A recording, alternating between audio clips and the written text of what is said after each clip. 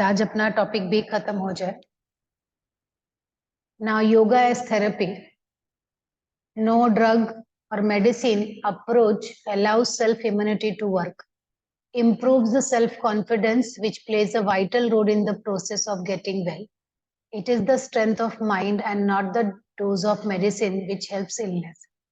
Okay? Thus yoga has the potential to heal, cure the illness beyond just a complementary therapy. Abdominal breathing is one of the most effective method of reducing stress. Now, अब योगा को therapy की तरह कैसे लेंगे? Therapy मतलब क्या? किसी बीमारी को ठीक करना. ओके?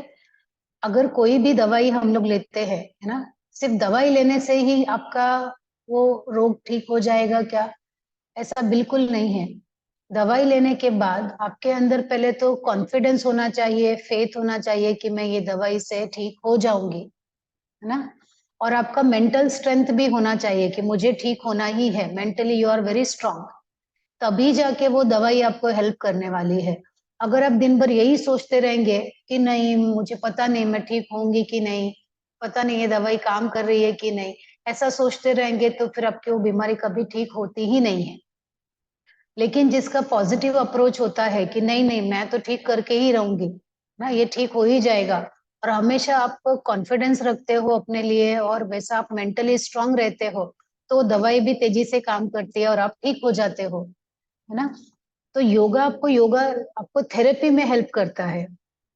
योगा जो है वो आपको रेस्टोरेटिव तरीके से हेल्प करेगा, मतलब आपके शरीर को मन को आराम देगा, रिलैक्सेशन देगा, क्योर करता है आपको. आपकी कोई बीमारी हुई है तो उसको ठीक करने के लिए काम आएगा.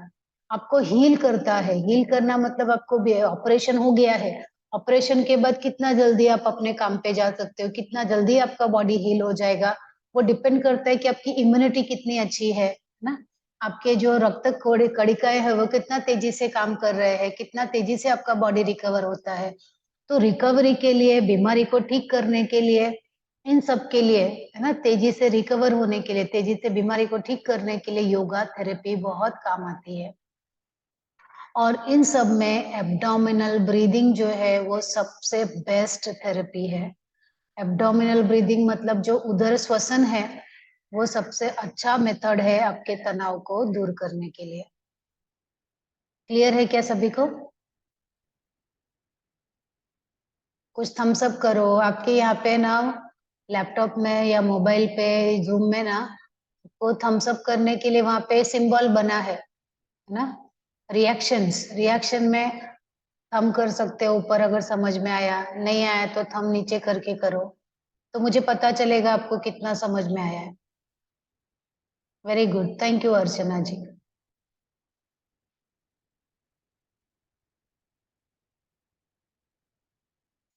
Now culturing of emotions. So practices of chanting like Om, Japa, Mantra and devotional songs, Bhakti Yoga, affect the limbic system.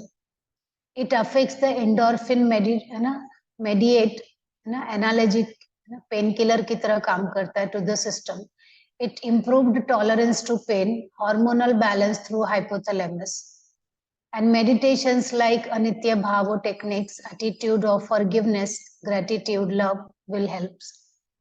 अब जो योग है, योगा थेरेपी किस तरह से हमारे इमोशन पे कैसे काम करेगा, हमारे इमोशन का कल्चरिंग कैसे करेगा वो, तो भावनात्मक रूप से हमें अगर भाव है ना, योगा थेरेपी हमारे भावनाओं के ऊपर करना है, किसी के मन के ऊपर करना है, तो उसके लिए क्या क्या अभ्यास सबसे अच्छा है? चैंटिंग करना. चैंटिंग करना मतलब जप करना ना. जप मालूम है सबको? बार बार रिपीट करना मंत्र को. तो उसमें प्रणव जप, ओम जप बहुत अच्छा है ना. ओमकार का जाप करना या किसी गायत्री मंत्र का जाप करना या जो मंत्र आपको अच्छे लगते हैं उसका जाप करना. डिवोशनल सॉन्ग्स है ना, जो भक्ति के ऊपर बहुत सारे सॉन्ग्स है, उनका जाप करना, उनको कीर्तन करना, भजन करना. और भक्ति योग में नौविधा जो भक्ति बताई गई है, भजन, कीर्तन, अर्चन, है ना, भगवान को सखा मानना, भगवान का दास बनना, भगवान के पूजा अर्चना करना, फल फूल चढ़ाना, ये सब भी भक्ति योग में आते हैं। तो इन सब से हमारा जो लिम्बिक सिस्टम है ना, हमारे इमोशन को भी भावनात्मक रूप से हम स्ट्रांग बनते हैं, इमोशनल बैलेंस होता है, और उसका असर फिर हमारे मनोमय कोश पे, प्राणमय कोश पे होता है, आनंदमय कोश पे होता है। It affects the endorphin mediate analogic system. और ये जो इमोशन बैलेंस करता है, ये सब चैंटिंग, जप, मंत्र, इसके अलावा हमारे शरीर में है ना जो हार्मोन्स है एंडोर्फिन, जो हमारे लिए पेन किलर का काम करता है। जैसे अगर हमेशा आप किसी दर्द में रहते हो, दर्द में रहना मतलब वो दर्द मानसिक भी हो सकता है, वो दर्द शारीरिक भी हो सकता है। किसी प्रकार का आपका दर्द है तो उसको वो ठीक करेगा, और दर्द से सहने की क्षमता आपके अंदर आएगी, आपके हार्मोन्स बैलेंस हो जाएंगे। ये हाइपोथैलेमस पे काम करेगा। हाइपोथैलेमस जो सारे आपके हार्मोन्स को बैलेंस करता है, जहां से सिक्रेशन होता है,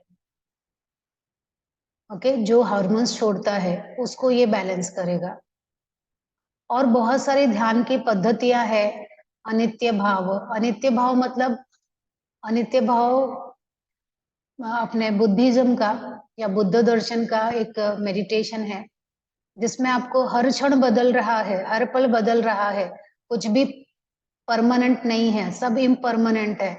ऐसी जो एक टेक्निक है ना, उसका मेडिटेशन करना ना, विपश्यना मेडिटेशन करना, प्रेक्षा मेडिटेशन करना, और एटीट्यूड ऑफ फॉरगिवनेस, लोगों को माफ कर देने वाला एटीट्यूड रखना, है ना। आपका जो अप्रोच है, आपका जो एटीट्यूड है, या आपका जो नजरिया है, वो माफ कर देने वाला होना चाहिए। कुछ गलती हो गई किसी से, या किसी ने आपका कुछ बुरा कर दिया, माफ कर दो उसको।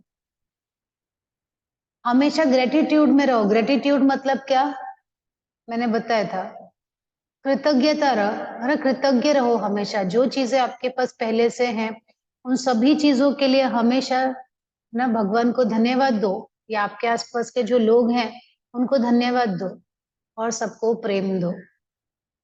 तो इन सब चीजों से आप अपने इमोशन को, भावनाओं को, है ना, बैलेंस कर सकते हो, और भावनात्मक जो तनाव होता है उससे दूर कर सकते हो आप। ये क्लियर है क्या सभी को?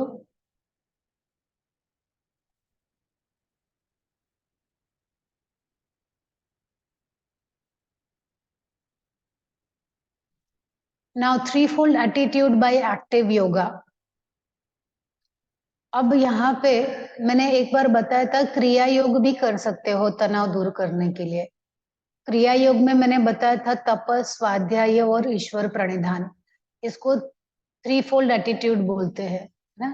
तप, तप means strengthening will power, make use of rationality and spirituality. तप का मतलब होता है कि जब हम, है ना, हमारे मन, हमारे लिए तो तप वो है, घर बार छोड़ के हिमालय पे जाके आंख बंद करके, एक पैर पे खड़े होके आंख बंद करके भगवान को जपना, वो तप है, ऐसा हमें लगता है ना। वो तो तप है ही, वो शारीरिक तप है, मानसिक तप भी होता है ना। लेकिन अगर आप अपनी ड्यूटी को कर रहे हो, आपका जो जॉब है, आपकी जो ड्यूटी है, आपकी जो रिस्पॉन्सिबिलिटी है, अगर आप उसको अच्छी तरह से पूरा कर रहे हो, वो भी एक तप है। और ये तप करने से आपकी विल पावर बढ़ती है। विल पावर बढ़ती है मतलब आपका आत्मविश्वास बढ़ता है, कॉन्फिडेंस बढ़ता है, ठीक, आपके अंदर आध्यात्मिकता का संचार होता है। और तप का मतलब एक ये भी होता है, जब हम ओमकार चैंटिंग करते हैं, प्रणव जप करते हैं, उसको भी तप बोला जाता है। ओके, तो तप करके आप अपनी कॉन्फिडेंस को बढ़ा सकते हो, विल पावर को बढ़ा सकते हो, स्पिरिचुअलिटी को बढ़ा सकते हो। ओके, एंड टैपिक इनर रिसोर्सेस वैल्यूज प्रेयर। दूसरा है स्वाध्याय। स्वाध्याय मतलब, इसका दो मतलब होता है स्वाध्याय का। स्व अध्ययन, स्वयं का अध्ययन करना। ठीक, स्वयं का अध्ययन हम कैसे कर सकते हैं, जब अपने बारे में जान के, ठीक? अपने बारे में कहाँ से जानोगे आप? दूसरा मीनिंग है स्वाध्याय का, हमारे जो ग्रंथ हैं, भगवत गीता, उपनिषद, पुराण, वेद, इन सब का अध्ययन करना भी स्वाध्याय कहलाता है, क्योंकि आप अपने आप को तभी जान सकते हो जब इन ग्रंथों को आप पढ़ोगे।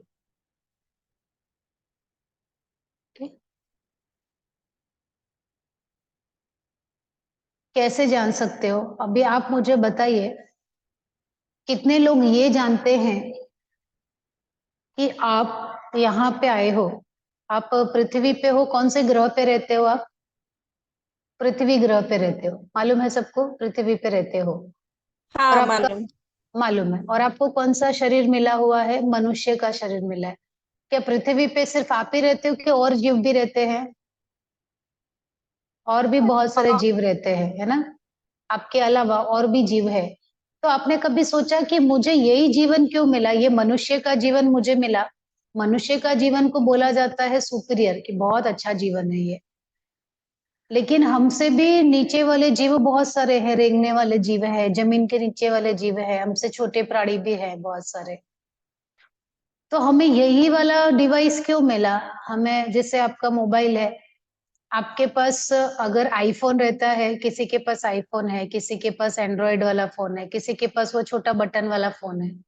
ऐसा क्यों है? कोई मुझे बताएगा, किसी के पास आईफोन क्यों है, किसी के पास एंड्रॉइड वाला क्यों है? क्योंकि उन्होंने, जिसने ज्यादा पैसे दिया उसको अच्छा वाला, जिसने कम पैसे दिया उसको छोटा मोबाइल, एंड्रॉइड वाला। बराबर है? ये तो एकदम क्लियर समझ में आता है, ज्यादा पैसे दो, अच्छा वाला डिवाइस लो। तो आपको ये जो डिवाइस मिला हुआ है पृथ्वी पे आके, ये पृथ्वी का जो सब संसाधन है उसका भोग करने के लिए आपको भी एक डिवाइस मिला है, आपकी आत्मा को। तो यही डिवाइस क्यों मिला? दूसरा डिवाइस क्यों नहीं मिला? जो छोटे जीव है उनका वाला डिवाइस क्यों नहीं मिला आपको?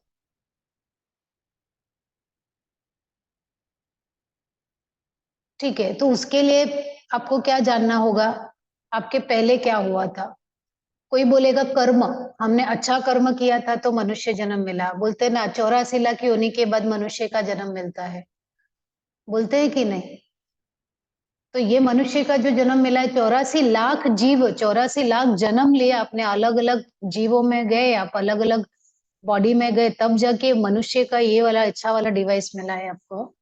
तो बहुत पुण्य कर्म किया था। लेकिन अभी आप बोलोगे कौन सा पुण्य कर्म किया था? उसके लिए आपको ये जानना होगा कि पिछले जन्म में आप क्या थे, उसके पिछले जन्म में क्या थे, उसके पहले कहाँ थे, उसके पहले कहाँ थे, और अल्टीमेटली आप सबसे पहले कहाँ थे?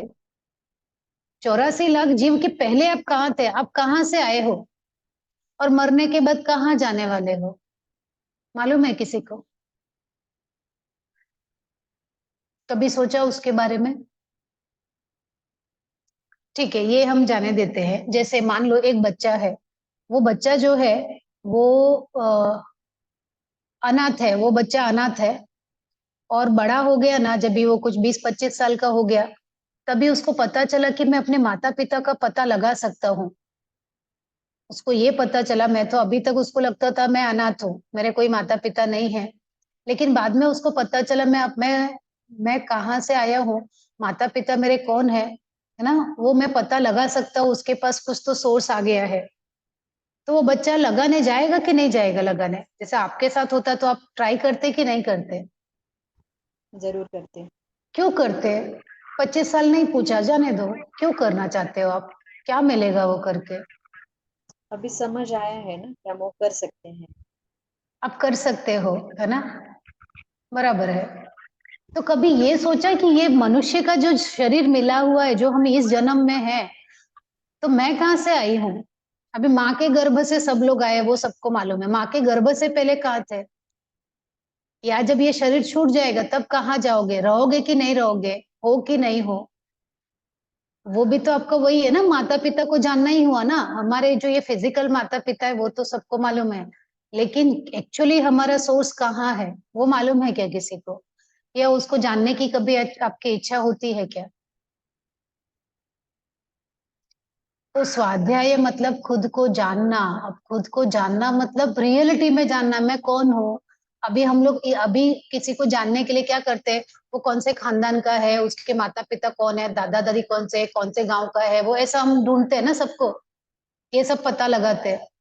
तो अगर आपको खुद को जानना है तो आपके माता पिता ये वाले नहीं, जहां से एक्चुअल आए हो आप, क्योंकि ये तो थोड़े दिन के बाद चले जाओगे, ये शरीर इधर छोड़ के चले जाओगे, तो वो कौन है जानना है, किसी को नहीं जानना है।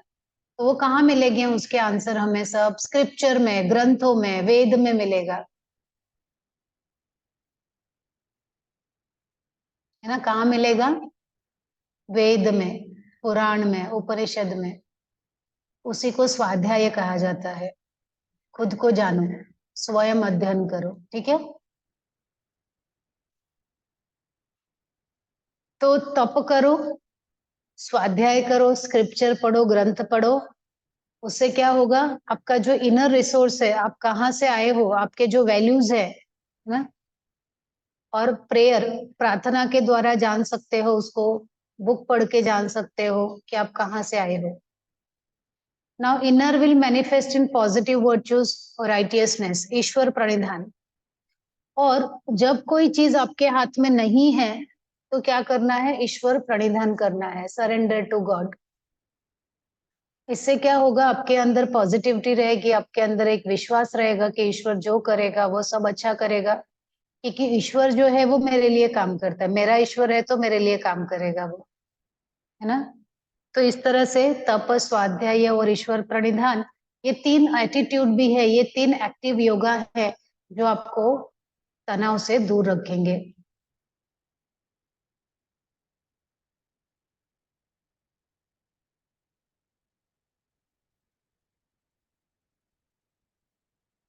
यौगिक प्रैक्टिसेस, अभी कौन कौन सी यौगिक प्रैक्टिसेस है जो आपको हेल्प करने वाले हैं तनाव के मैनेजमेंट में।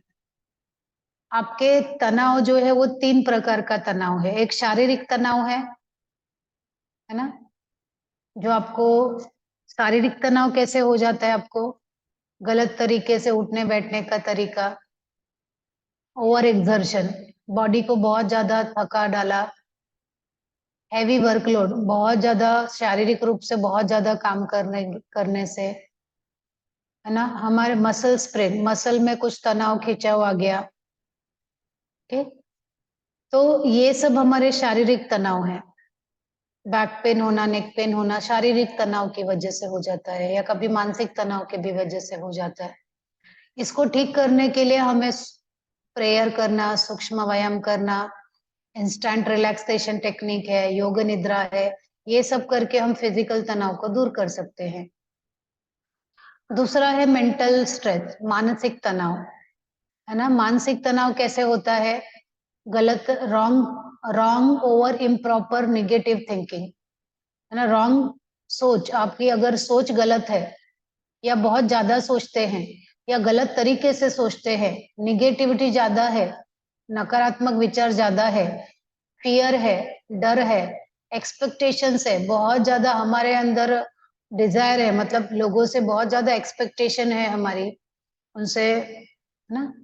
तो ये सब जो है हमें मानसिक तनाव ज्यादा देते हैं। मानसिक तनाव ठीक करना है तो आप चैंटिंग कर सकते हो, जप कर सकते हो, प्राणायाम कर सकते हो, मेडिटेशन कर सकते हो, क्विक रिलैक्सेशन टेक्निक कर सकते हो, साइकिलिक मेडिटेशन कर सकते हो, पॉजिटिविटी ला सकते हो, योग निद्रा कर सकते हो। ये सबसे आपका मानसिक तनाव दूर हो जाएगा। Now emotional stress, emotional stress क्या है, emergencies, accidents, shocking news, incidents, meditation, okay. Emotional, भावनात्मक तनाव कब आता है, अचानक से आपने कुछ गलत बैड न्यूज सुन ली, कुछ बुरी खबर सुन ली, कुछ इमरजेंसी आ गई, कुछ शॉकिंग न्यूज सुन लिया, कुछ शॉकिंग इंसिडेंट हो गया, ऐसे होने से हमें भावनात्मक रूप से तनाव आ जाता है। इसको ठीक करने के लिए आप ध्यान कर सकते हो, योग निद्रा कर सकते हो, है ना। और SMET मतलब आपका एक ध्यान की पद्धति है, वो कर सकते हो ना। DRT ध्यान की पद्धति है, वो कर सकते हो। साइकिलिंग, मेडिटेशन, म्यूजिक सुन सकते हो, काउंसलिंग कर सकते हो, साइकेट्रिस्ट के पास जाके बात कर सकते हो, कोई आपका फ्रेंड है, रिलेटिव है, आपके कोई क्लोज है, उससे बात करके, शेयर करके आप अपने इमोशनल तनाव को दूर कर सकते हो।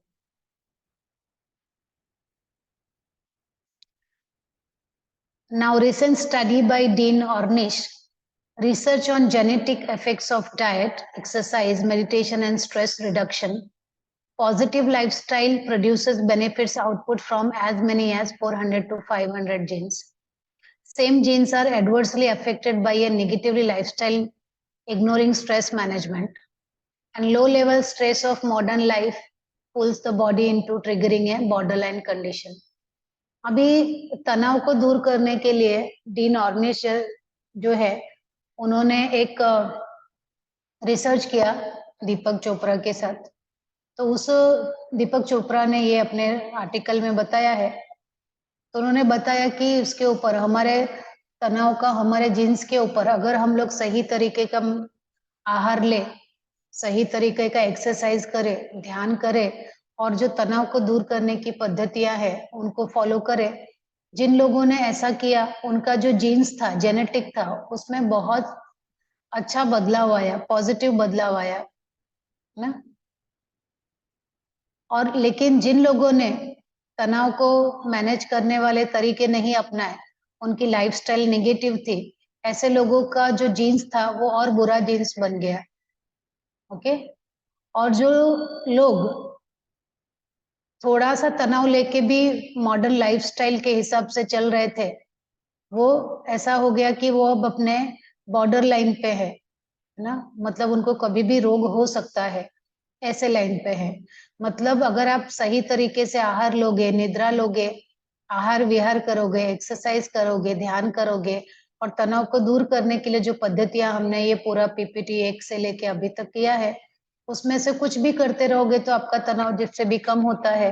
तो आपका जीन्स जेनेटिक लेवल पे आप बहुत अच्छा, आपका जीन्स अच्छा हो जाएगा. तो आपके जो बच्चे होंगे वो और अच्छे, समझदार और हेल्दी पैदा होंगे.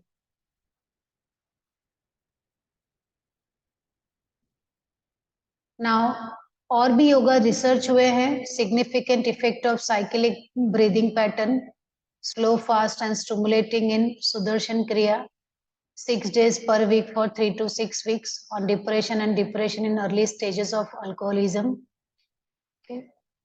अभी साइक्लिक ब्रीदिंग करके एक ब्रीदिंग टेक्निक है सुदर्शन क्रिया में, और उसमें ब्रीदिंग को पहले स्लो करते हैं, फास्ट करते हैं, इस तरह से स्लो फास्ट करके.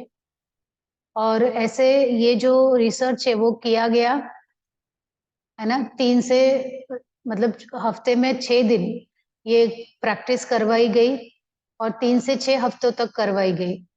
ओके. तो जिन लोगों को डिप्रेशन था है ना, वो डिप्रेशन जो है वो चला गया. या जिन लोगों को है ना अल्कोहल लेने की आदत थी, वो अल्कोहल भी चला गया है ना, उनकी आदत छूट गई. तो ऐसे रिसर्च हुए हैं उस पे. और योगा से एंजाइटी दूर होता है, ब्रेस्ट कैंसर, HIV, इन सभी के ऊपर रिसर्च हुआ है और बहुत ही पॉजिटिव रिजल्ट आया है. okay? और हमारे है ना डाइजेस्टिव सिस्टम पे भी ना उसका बहुत अच्छा असर आया है. और इसके लिए उन्होंने ना परिघासन, अर्ध मचेंद्रासन, एब्डोमिनल ब्रीदिंग इन शवासन, ये सब प्रैक्टिसेस दे के उन्होंने ये सब ठीक किया है.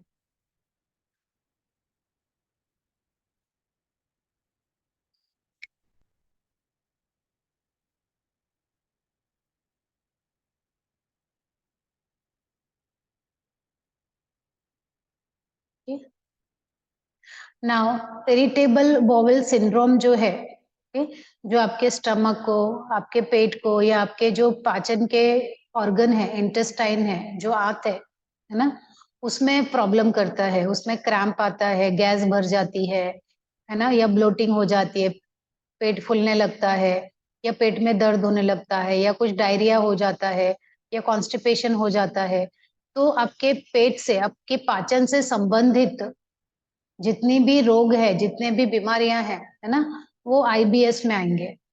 इरिटेबल बॉवेल सिंड्रोम, इसको ठीक करने के लिए, पेट के रोगों को ठीक करने के लिए आप सलंब सेतु बंधासन है ना, जठर प्रवृत्ति, आनंद बलासन, मतलब ट्विस्टिंग वाले आसन कर सकते हो आप,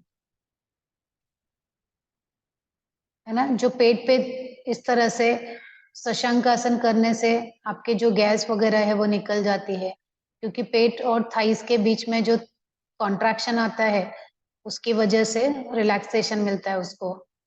सेतु बंधासन आप कर सकते हो.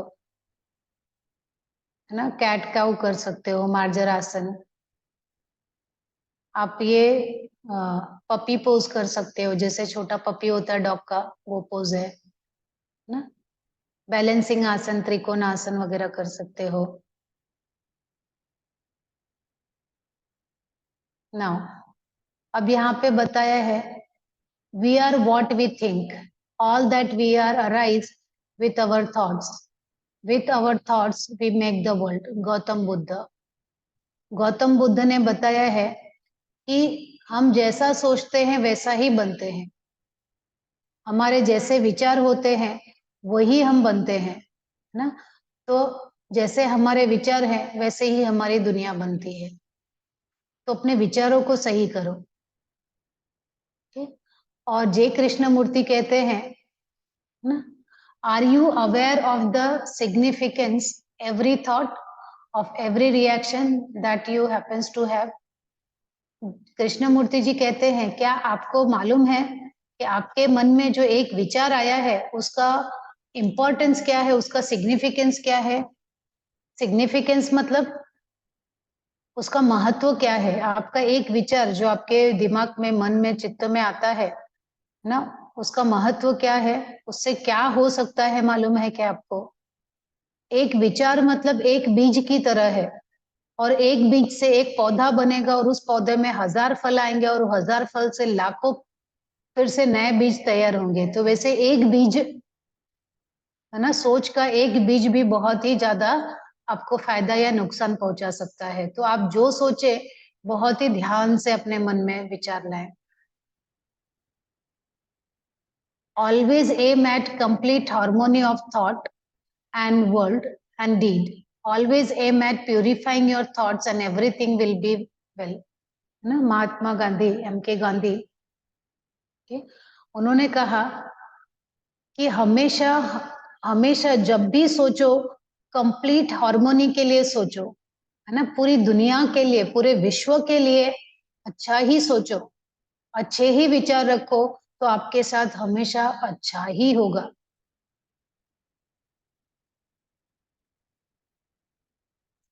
ठीक? और इसमें आप योगिक एक्सरसाइज में आपकी फ्लेक्सिबिलिटी, है ना, आसनास करने से आपकी फ्लेक्सिबिलिटी बढ़ जाएगी शरीर में, है ना, पूरे मसल में स्ट्रेच आ जाएगा, आपको उससे इंजरी नहीं होगी किसी प्रकार की, और ज्यादा से ज्यादा हाथ पैरों को आप हिला सकते हो।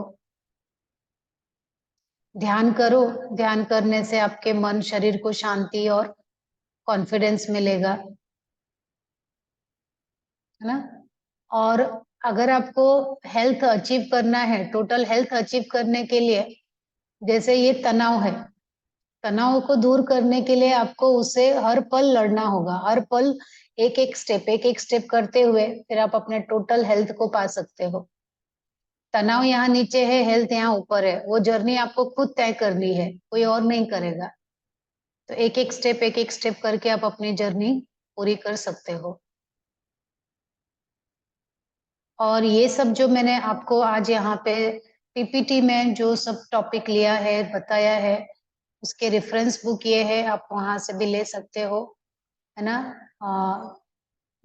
Managing stress for mental fitness by Merrill, जो stress management by a bullet proof yogic approach by Swami Sukhbodhanand ji, studies in stress and its management by DM Pestonjee, new perspective in stress management by doctor HR Nagendra.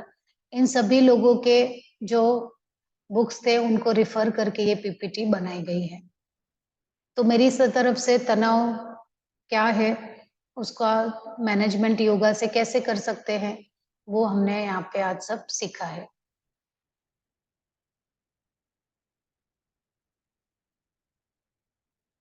अगर आपको किसी प्रकार कोई question है तो आप पूछ लीजिए।